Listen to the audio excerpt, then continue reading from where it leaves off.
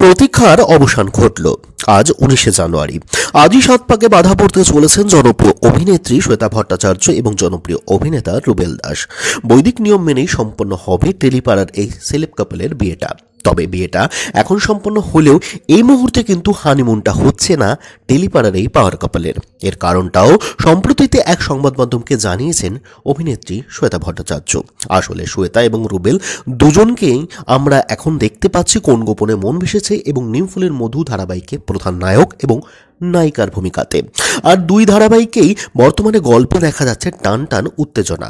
তাই দুজনের কাঁধেই রয়েছে একটা বাড়তি দায়িত্ব।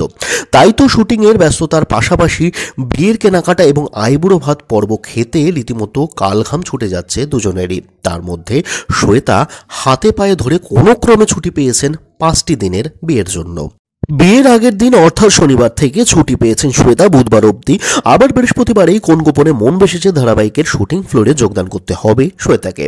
অপরদিকে শ্বেতার থেকেও বেশি চাপ রুবেলের তো 7 দিনের শো রয়েছে। তাই শ্বেতাকে হানিমুনের কথা বলতেই শ্বেতা বলে ওঠেন, ওরে বাবা ছুটিই দেবে না, বিয়েতেই ছুটি দেবে না বলছিল। অভিনেত্রী আরও জানান, আর যাই করো লিড চরিত্র করতে করতে বিয়েটা করো না। সময়ের অভাবে হানিমুনে যাওয়াটা হলো না শ্বেতা এবং রুবেল দুজনের। তবে নিজের পছন্দের হানিমুনের জায়গাকে রিভিল করতে একবারও ভুললেন না শ্বেতা।